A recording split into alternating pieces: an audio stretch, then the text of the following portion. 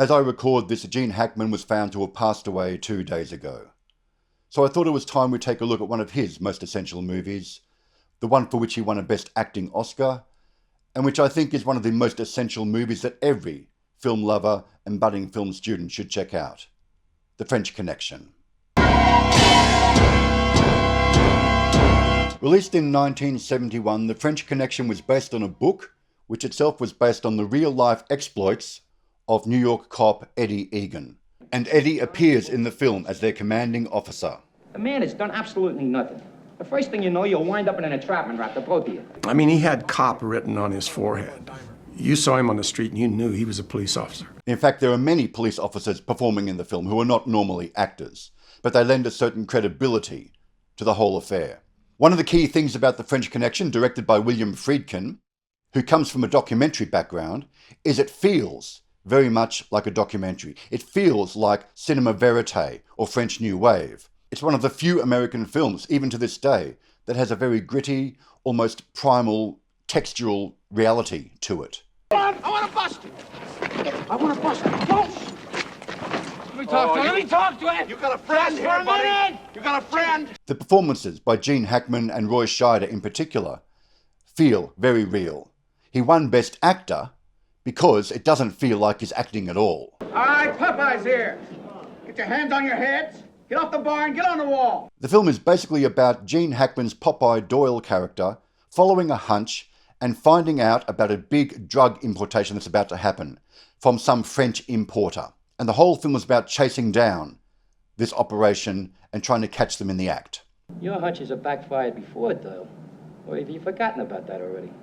The story had everything for a great contemporary police thriller, everything except one thing, and that was a big action scene. It has one of the most famous car chases in cinema history. And even though they had the full cooperation of the New York police, who were in the film and helping support these exterior locations, it nevertheless was a very dangerous sequence to shoot. In the midst of one of these long, really hell for leather runs, suddenly out of the corner of my eye, I see a guy pulling in front of me. And bam, we hit like that and it drove me into the steel upright of the elevated trains and washed the car out. If we were doing the film today, I'd find another way. It was irresponsible. Yeah, thank God no one was hurt. This chase sequence alone is worth watching the film for. How it's shot, how it's cut, how it's performed. And it's not your usual car chase.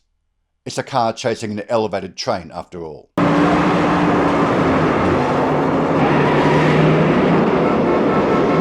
One of the other great things about this film, in how it's written, performed and directed, is its show, don't tell. There's a lot of stuff in this film that they don't bother explaining. Most of the exposition in the film takes place in action. And there is one point that I probably will explain to you, for those who are going to watch it for the first time, when they place the hat in the rear of the car.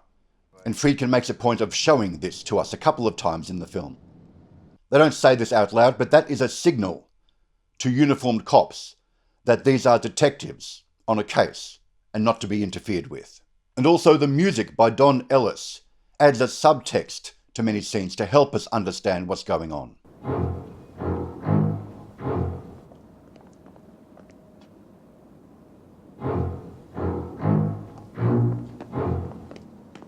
This film in many ways reinvented how to do an action film and a police procedural kind of film. The chase sequence I mentioned before, there is no music. The soundtrack to that is the sound of the cars and the elevated train. Similar to Bullet, the Steve McQueen film, which also has a major car sequence where the soundtrack is nothing but the sound design of the chase. So check out The French Connection. It's a must-see film for any film lover or budding film student. If you like these kinds of videos, you know what to do. If you'd like to learn more about filmmaking, check out my book linked below. Thanks for watching. I'll see you next time. When's the last time you picked your feet? Huh? What's he talking about? I've got a man in Poughkeepsie who wants to talk to you. You ever been in Poughkeepsie? Huh? Have you ever been in Poughkeepsie? You've been there, right? Yeah. You sat on the edge of the bed, didn't you? You took off your shoes, put your finger between your toes and picked your feet, didn't you? Now I'm gonna bust your ass for those 3 bags, and I'm gonna nail you for picking your feet in Poughkeepsie.